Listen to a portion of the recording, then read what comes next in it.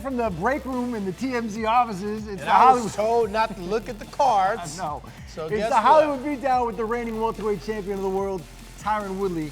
He does not know what the topics on today's show are because they're great, and I want to surprise him because I feel like we're going to get some real, genuine reactions right now. So you ready to start the show off? Fuck it, let's do it. Let's do Fired Up.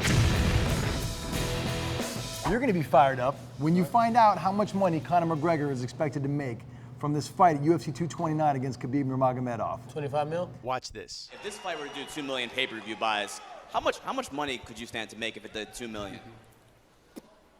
I know it's you. It's going to be over 2 million. Yeah, we're estimating around 3 to 3.5 million. I'd say I'll close in around the $50 million mark. So he says $50 million. We also spoke to Dana White, and Dana White told us that if the pay-per-views sell well enough, he could be in the neighborhood of what he made for Mayweather-McGregor, which was around $100 million. Yeah. Financially, can he do Mayweather numbers? Can Conor do Mayweather numbers? Of course he can. How does that make you feel when you hear a fighter could make $100 million in the octagon? I mean, he got his mind right. His bag is definitely right. If he's drawing the numbers, if he's getting a pay-per-view, right? Forget about what he's making. If he's making that, what do you think the UFC's making? Right, double, triple that. More than double, More than double, triple. Think about this: when you buying a pay-per-view, say he getting $10 about what she's not gonna get. You know, say he's getting that, it's still $60. Pay the cable people off $15, $20. The UFC right in the middle of the pocket making the bulk of the money. You've talked about how you believe you are the next fight for Conor McGregor. Right. Doesn't this make you want to go to his house, bang on his door, and I'm just basically stay leaving there here to go to the airport. That's right. So when I get there, I'm like, now I see we giving out big checks. I know my shit gonna be nice the next time around. A 9-figure UFC fighter, that changes the game forever, doesn't it? Yeah, you know, shit, get me up to 8 then. If you got him at 9, I'm talking about.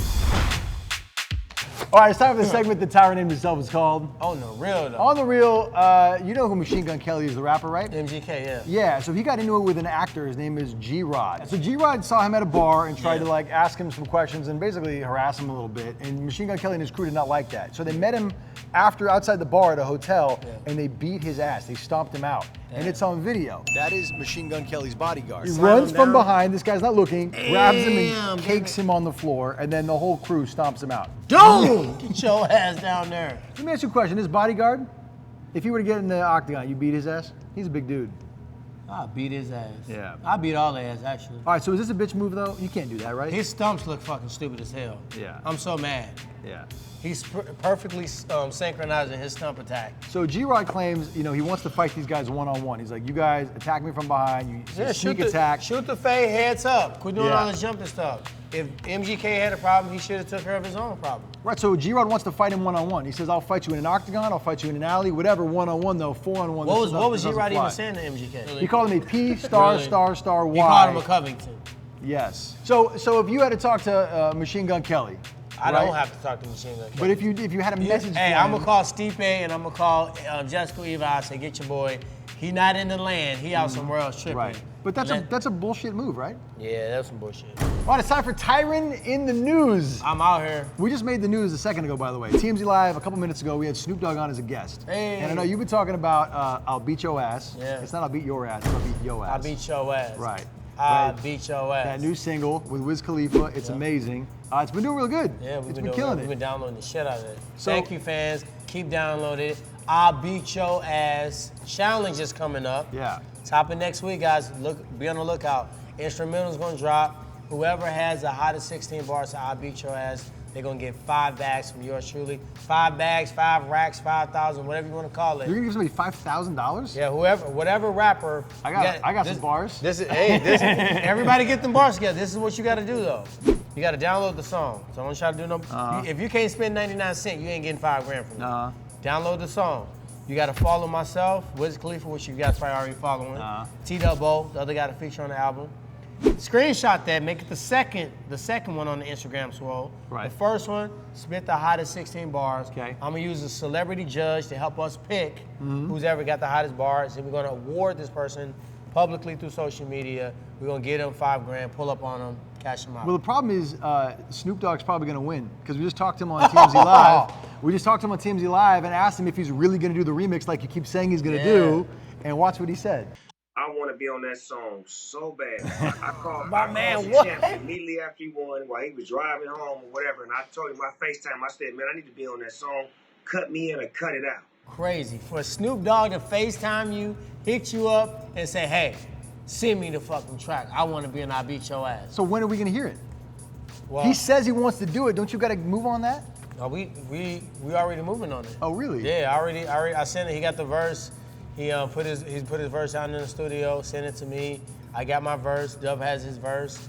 Wiz is probably, I don't know, Wiz's verse was dope. He probably can keep it. It was amazing. So I don't know if he's gonna keep his same verse or alter it up. And then we got one more other surprise on the remix, and then it's going out. But this will be after that challenge, so it'll be perfect timing. It's gonna be me. All right, it's time for the part of the show where Tyron gets to punch somebody in the face or pat somebody on the back. And I got a good one for you today. We talked to Daniel Cormier, okay? Yeah. Daniel Cormier is setting up the end of his career. He's winding down. He turns 40 in March, and he says he's not gonna fight past the age of 40. Now, he wants to fight Brock Lesnar. Dana White said he's moving on that fight. But he also says he wants to fight John Jones as his last fight, his very last fight. So first Brock Lesnar, then John Jones. The issue that I have with this is that means Stipe Miocic, who a lot of people say is the greatest heavyweight of all time, does not get a shot at a rematch with Daniel Cormier to get his belt back. Yeah. It's the nature of the game. I respect Daniel Cormier. I like him a lot. I think he's a good dude, but it doesn't sit right with me. Does he get punched in the face for this or pat on the back? He don't get punched in the face. He get pat on the back. Sometimes you can only be the company guy so long. And I think he's done a great job of being the company guy and fight the right fights at the right time. You know, never turning down a challenge. But it comes to a point where you got to really take your career in your own hands. Right. You know, it's going to be a stain on his career for the rest of his life. He just wants to see if I can beat this guy, John Jones, that's put together two crazy, convincing victories against me. You know, now with him coming back, I want to see if I can do that. If I can't, fine, I'm gonna retire anyway. So I think But like he's the in deadline, position. the 40-year-old deadline, he set that. Can he push it back one more time and take one more fight in between that, or not? I don't think he needs to. I don't think it's going to take away from him if he fight Brock and then he fights John. I think John in his head, I think he figured he got the Rubik's Cube done. Yeah. So he say, I'll fight you again. It'd be a good payday. He jacked him up pretty bad. Yeah, I mean, it was tough. He was doing very well in that first round, DC, and then he got hit with a head kick. It's hard to say what would have happened after that. Then in the first fight, I think he got too emotional, and then we know that John Jones fights extremely well off emotion. Right. He went out there, he did his deal. I thought he would have came back the second time, figuring out some of the mistakes he made in the first fight, but we just didn't get a chance to see. So, I mean, who's not gonna watch it though? I'm gonna watch it. Right, yeah. I mean, No, I'm watching. It's not matter whether I'm gonna watch it or not. They already I just talking want, trash right I want now. justice for Stipe. That's all I want. I like Stipe too, but the thing about it is, Stipe got to get justice for himself. Yeah. He got to Well, go he out won all there. those fights in a row. He beat everybody that the UFC threw at him. I mean, you know what I mean. Not by fighting and winning. I mean, he got to be a little bit more vocal. That's true. And that's unfortunate that it's not just a sport anymore. He got to go out there and say, no, I'm the greatest heavyweight. You clipped me with a shot, DC. I was being a little too nice to you in the build-up. Now I'm finna beat your ass. Yeah. All right, that is gonna do it for us here at the Hollywood Beatdown this week. Tyron, tell the people what to do. Hey, if you guys are on YouTube, make sure you go down and subscribe, TMZ Sports. If you're on Facebook, go over to the YouTube page, subscribe to TMZ Sports, or I'll beat your ass. Make sure you download the song. Remix coming up. Yeah, and keep watching our show because then you can say that you knew Tyron Woodley right before he became the second 9-figure fighter in UFC history. Yeah, that's facts. I ain't that far. That's right.